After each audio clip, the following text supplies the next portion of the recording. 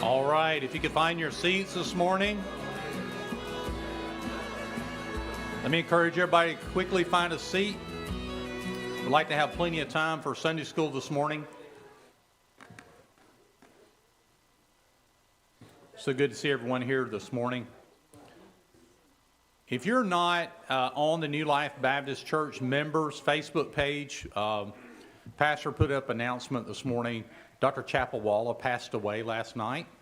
And so would you please pray for Sherry and the family? And more details will come out concerning that here in the days to come. But obviously, very unexpected. And so we really want to pray for Miss Sherry Chapelwalla and for the family. It's good to have everyone here. I know many of you are tired. It's been a busy week. But there's nothing more important than gathering together in the Lord's house. You know, one of our, we have some wonderful missionaries, and one of our favorites is Raphael and Tracy and their family from Panama. We met them years ago on our very first missions trip to Panama. And of course, Ethan has been taking two trips sometimes to Panama. And we have our own New Life Baptist Church feeding center there in Dolega, Panama. And we're so thankful for that. And so this morning, what we're going to do during Sunday school, we're just going to turn Sunday school over to Brother Raphael. And he's going to come and he's going to spend this morning talking to you, telling you about the ministry, and just giving you an update on everything that's going on there. So come on, Brother Raphael. We treat these folks like our family. And I hope you get to know them and treat them like they are your part of your church family this morning, okay?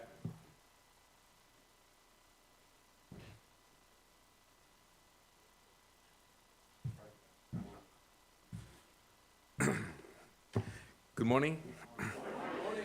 Well, one of the reasons that I decided we decided as a family to come to the United States and visit churches is because the last time we visited churches in the United States was in 2013, so 11 years ago.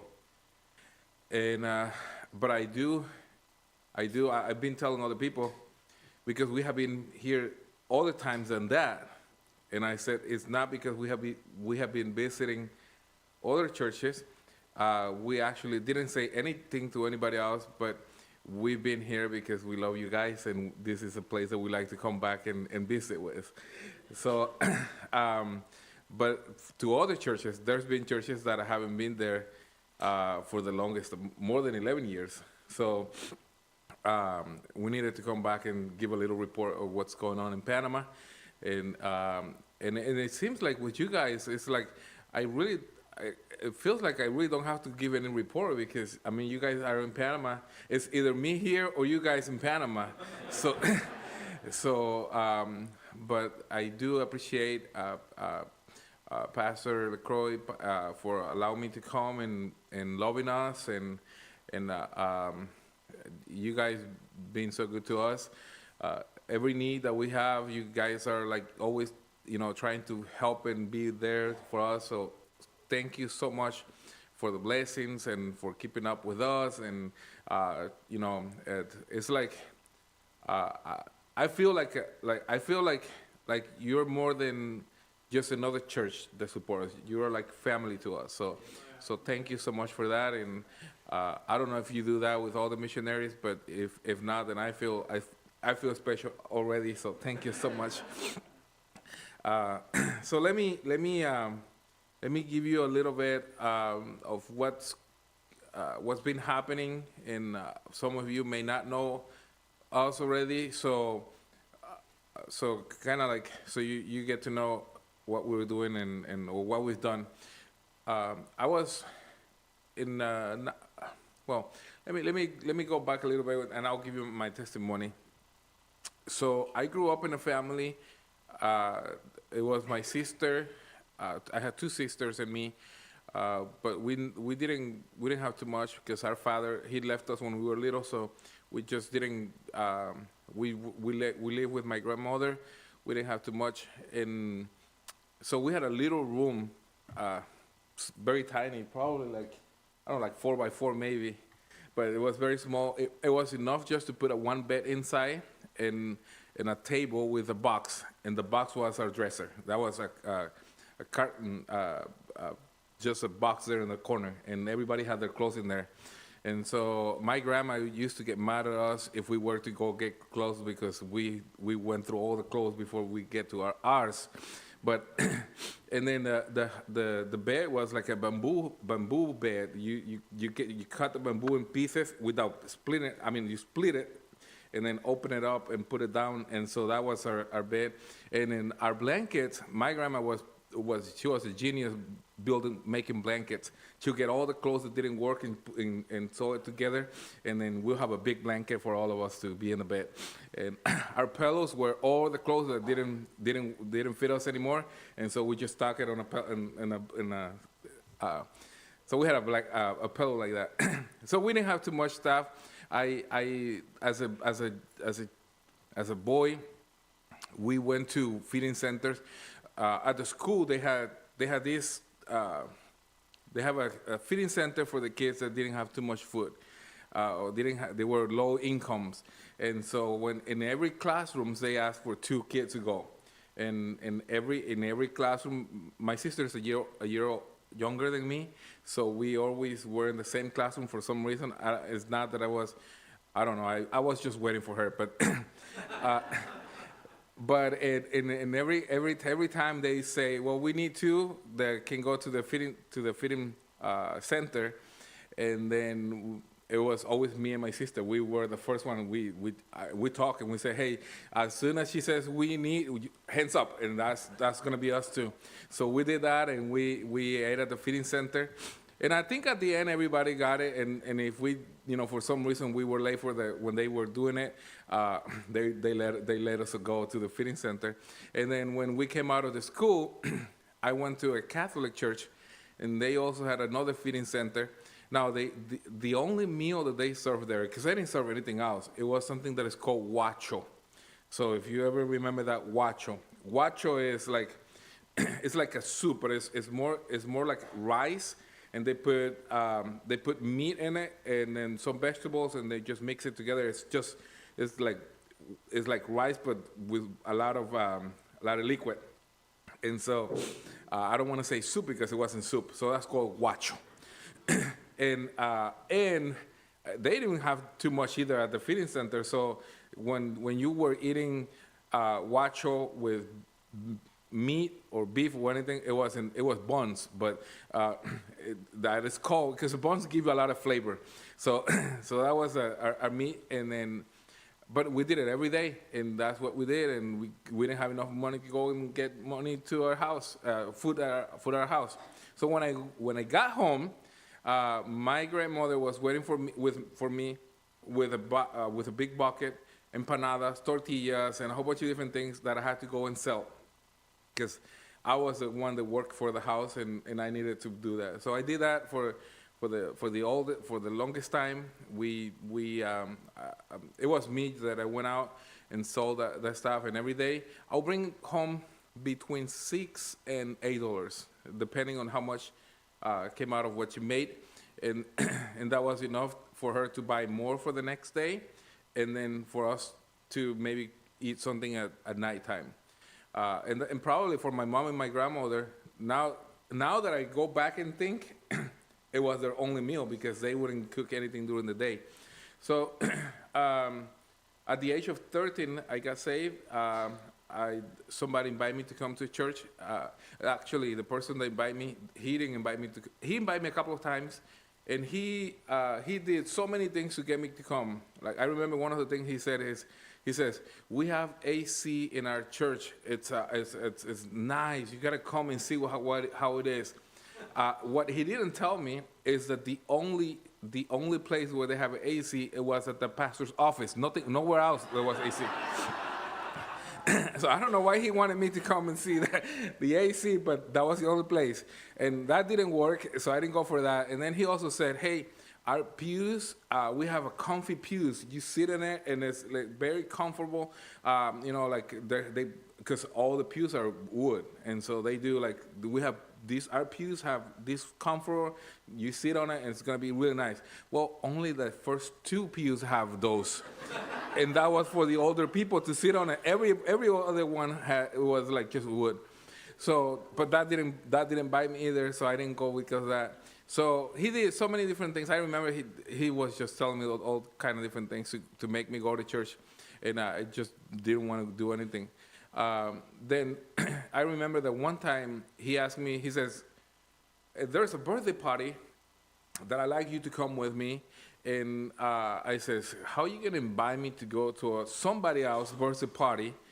And I don't even know anybody there. He said, well, because my wife is supposed to go with me, and now she's not going to be able because she's whatever. And then I asked somebody else, and they don't want to go, and I don't want to go by myself. I want to see if you can come and, go with me. And I said, wouldn't it be weird? I'm going to be all kind of like, going to a place that nobody knows me or. And he said, oh, no, don't worry about it. Don't worry. And people know you because they know that you work with me. And I told them that if you come, you're going to be with me. So they'll be expecting you if you come.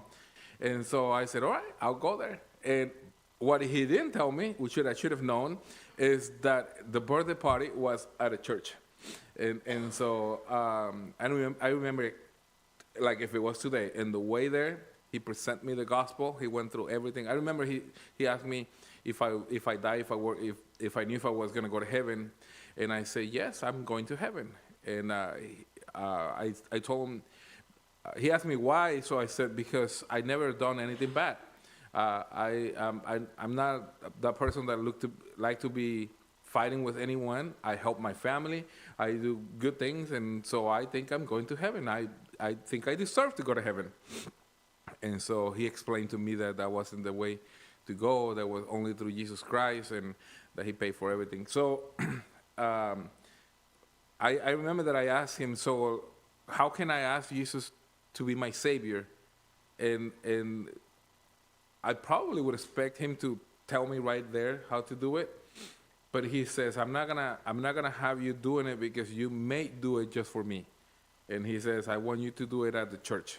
And I wanted you to come to my church, and when the pastor does the invitation, right there, you're going to ask God to do it. And he didn't do it. He didn't tell me anything. So we went to this place. When we got there, it wasn't a birthday party. It was the church.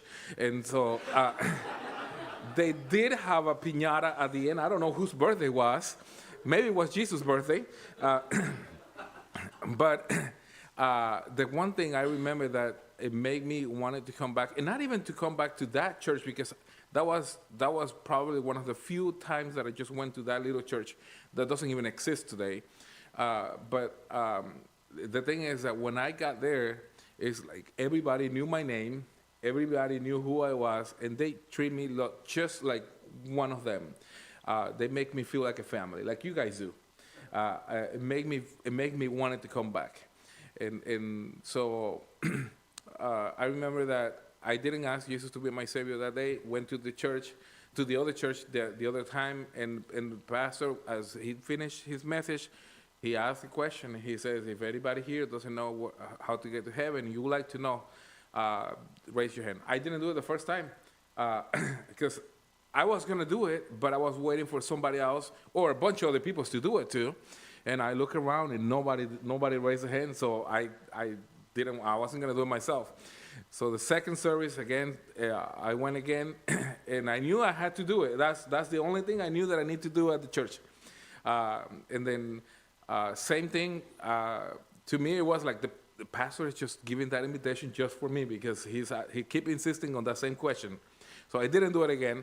And then my friend had an accident. He flipped his car, and I was supposed to be with him that day. And I didn't go, but I remember one thing is that I said if I would have been there and if I would have died, I probably would have gone to hell. And just because I'm just waiting, and I should just go and ask Jesus to be my Savior. So that day, when he asked again the question, I didn't raise my hand like me, but I just went like this, and then, and somebody was just right behind me and just tapped me. As soon as I moved my hand, he just stopped me and he goes like, Kim, come, I'm gonna show you. So I went outside and asked Jesus to be my Savior. I don't remember from that time missing church. I've been there since that time. I wanted to be baptized right away. I I didn't have to do any more selling or anything like that because my mom remarried again. But the one thing I knew that I needed to do is just be in church. And 1995, God called me to be a preacher. I didn't know what, missionary, preacher, pastor, whatever. I just knew that I wanted to be a preacher. And I love computers. I love electronics. I love Mrs. DeBet already knows, right? Because I got all stuff on computers. Like my house, I got cameras and I got all different things. My phone, I try. Probably my weakness is electronics because I love everything has to do with that. But and that's what I wanted to study. I wanted to go there to do that. But I knew that God had something greater for me. I went to Bible college. I graduated, and when I went there, I met my wife Tracy. So she was when I went to the school, I was one of the supervisors for the school, and then she was the supervisor for maintenance, doing maintenance in the church, and she was the supervisor for the cleaning girls, and so we kind of connect right away because I had to do some work and she had to do the cleanup, and then she still does that. But we met and I'll tell you one thing. This is probably funny because I told Tracy, I told everyone that I did not want to marry an American. That was the least thing I wanted to do. I wanted to do it. And Tracy would tell you, what happened in Panama? We have a lot of people. Well, at the beginning I thought they were just Americans because they spoke something else that wasn't Spanish. And some of them were white, so I thought they definitely are Americans. But we have a lot of backpackers. Do you know what I'm talking about? So this guy walked through all Central America. I mean, they come from Europe and from all over the places, and all they have is just one backpack. And they stay in this place, what is it called, Tracy? The hostels, and sometimes they don't even stay in hostels. They just stay in whatever they're, in a rest area, whatever place, and they don't even take showers, and they smell like onions, and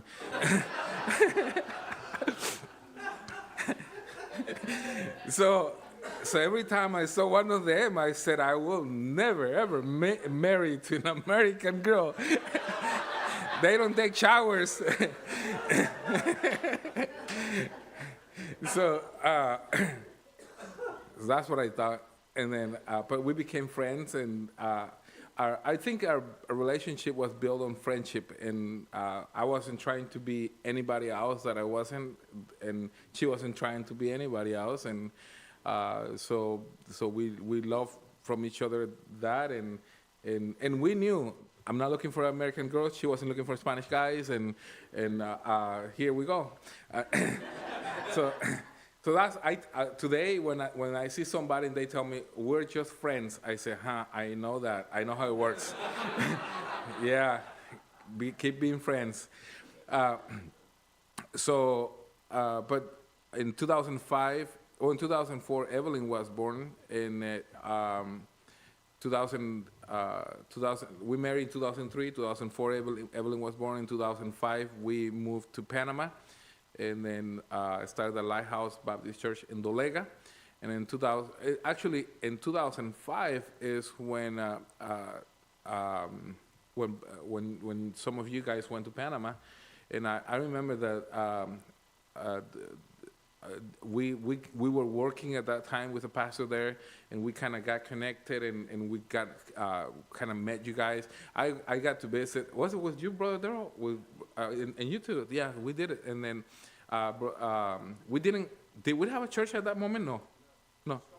Yeah, we were starting something there. Yeah. So we kind of got connected on that, and the Lord worked things out. I remember the first time when we went there and when we saw the feeding centers, the feeding programs that they have. That's something that I also wanted to do, because that's how I grew up, and I know how it helped me. And I thought, now when I was little, it helped me on the physical area, But how nice it is to be able to help somebody, not just in the physical, but the spiritual too. Two mixed together would do a great job. And then I remember that I told Tracy we need to start a fitting center. We were praying for that, and I said we're gonna start one. It don't matter if we have to put all the money. If we're gonna do whatever it takes, we're gonna do it. So it don't matter. And I remember that I didn't know that he talked to you guys, or you guys were into this thing, and so to this day I still don't know all the details, but I do know that Chuck came back and then he says, "Hey, Raphael, would you be ready to start a fitting center?" When he told me that, it's like, if I'm ready, this is what I've been praying for. This is like, I mean, I can never be more ready than anything. And he says, "Well, give me a budget of what you need, the stuff, all the refrigerator, stove, and everything. Give me a quote on that." Well, I think the next day I had the quote and everything for him. And so, and in 2006, November, if I don't mistake, 2006, we were able to start the fitting center in Dolega, and then and you guys, been supporting us from all that time, not just the fitting center, but also our family. So you guys been a tremendous blessing in our ministry, and that's how it started. We were later added another fitting center a couple years later, and so we have two fitting centers. Me and my wife have been working on different colleges. So we work one in David that you guys visited, and also in Las Lomas. Actually, Pastor James Willis is the one that started the first one in Las Lomas, and I go and teach over there, and my wife also does that. And then the second one, the Byron started in David, that's the one that I still go there and teach at the seminaries. They both they both charge people to come and study. They both, as a regular college do, and they are training people. They have trained so many people. From the people that we have been able to be there for the 4 years and training and helping them, they have one that I know in Argentina, one in Ecuador, one in Colombia, two in Colombia, and so they have different places like that. And then, but I know that there's so many other kids that want to come and they will not be able to go because they don't have a way to pay, even if it's $200 a semester. They won't have the money to go and to study in a place like this. And I want to give them that opportunity. I think it's the same that happened with me. I don't think I would have been able to come to the United States if somebody didn't pay for that to happen. And somebody paid. I did come. Now my first 2 years, I had the scholarship. I didn't have to pay anything. We had to move from Florida to Chicago. That was a big difference, not just because of but everything, the weather, everything. But so what I'm thinking is, if we're able to do this same thing with other kids that can come from maybe the coastal area, from other places that they need a place to stay. So what we're doing is we're going to start our own Bible seminary.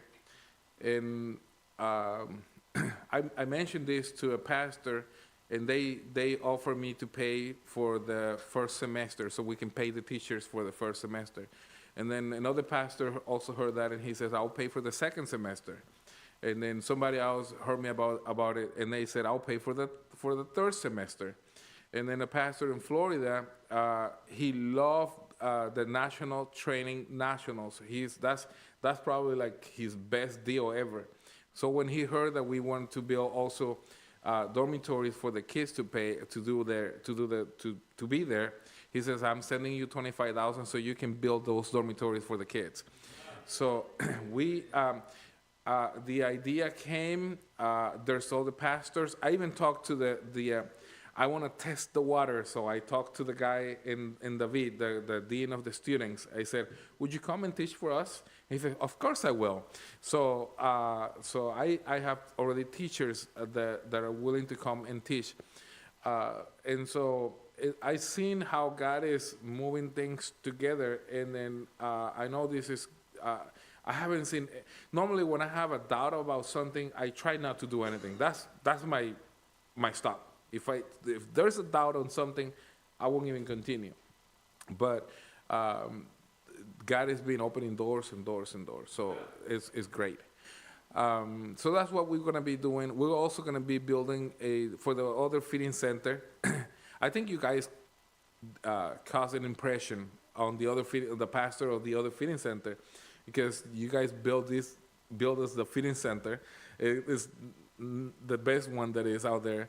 The kitchen is just gorgeous. Everything is nice over there. So the other pastor said, we need to build something like this, and we need to do something like that. So they're going to buy property, and we're going to build. So when we return to Panama, we have a lot of work to do in Panama. And so we're kind of like, we're enjoying the time here, believe me. We're enjoying the freedom that we don't have to do much while here, but for sure when we get back to Panama, there is a lot of things that we're going to be working on in different things. And then Ethan is going to be going in May, right? In May, and then July, and probably he'll see some of those things that I'm telling you. Maybe some of those things will already be happening during that time.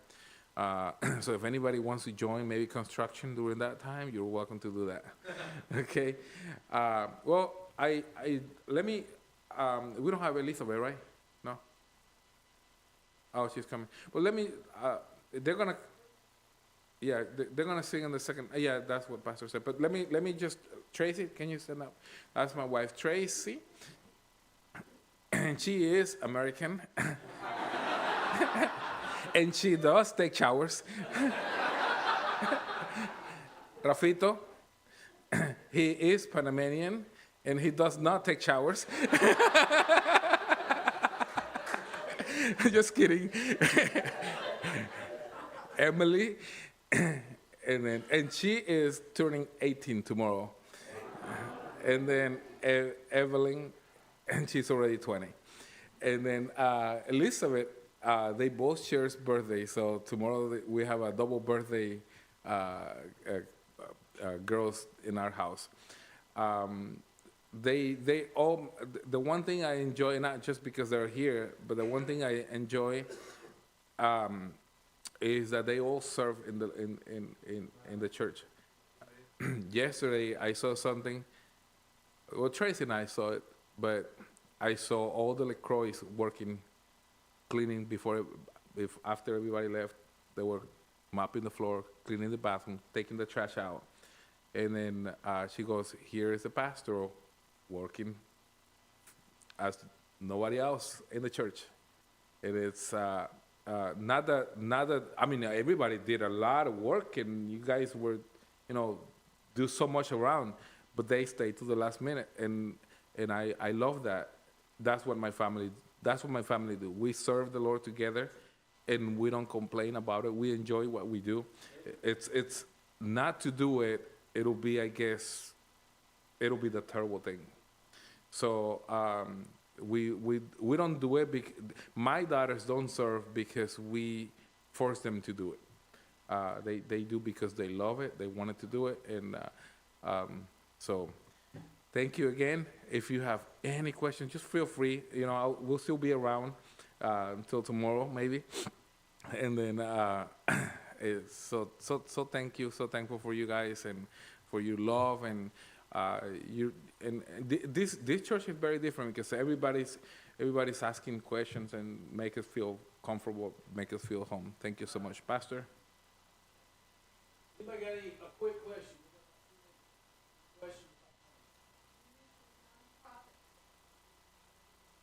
I did it, man. Oh yeah. Get back in front. Yes. I'm sorry. So, our logo for Panama has always been since we started Panama for Jesus. Our goal is to reach Panama for Jesus. I have a goal, and then all of a sudden I have a lot of different pastors that have been asking for help. And then a lot of the time, a lot of the help, we do help a lot of the pastors in Panama financially. God has put people in our way beside our church, that our church give for missions, but there's been some people that have come to me and he said, hey, I have this money, give it to the pastors. And so God has done that, and we have been able to help different pastors. We work with about 12 different pastors. And then all of a sudden, there's churches in the States that want to send money to them. There's no way to send money to Panama unless you have an account in the United States. And it's really hard to get an account if you're in Panama, or if you're not from the States. It's really hard for me to get an account. Actually, my wife is the owner of the account. I'm just the secondary on the account. And what happened is, I said, okay, you send the money to our account, and we'll transfer it to Panama, and we'll get the money into Panama. And so it's been growing little by little. Just so you have an idea, just on the feeding centers, we receive more than $6,000 a month that comes through my account. We're gonna have a 25,000 building. 25,000 building that we're gonna build. The feeding center is 35,000 more, and so it's a lot of money that has been coming through my account. And then this nonprofit that we like to start is with the purpose of redirecting that money to that nonprofit, and then we'll create another second nonprofit in Panama. The nonprofit in Panama will receive the funds, and the pastors will continue to receive the money the same way that they receive it. Whatever money, if you write a check on my name, you want to receive, it has to be done on Tracy's name, because we report it here in the States. If you, when the money gets to Panama, I have to report every penny like if it's my money in Panama. Now, it's good for my credit, but it's not good if somebody's going to come and ask me, why are you receiving this money, and why are you sending it right away to somebody else? So nonprofit will help with distributing, sending that money the way, the legal way, the way that should be done. And then to do that, we're looking into probably the spending, the quick program. We have to use a QuickBook program. It's about $1,000, I think, a year. And then creating that is probably, did we say any number, Trey, or we haven't talked about that yet? The amount to start with it? Is it like 5,000 or more?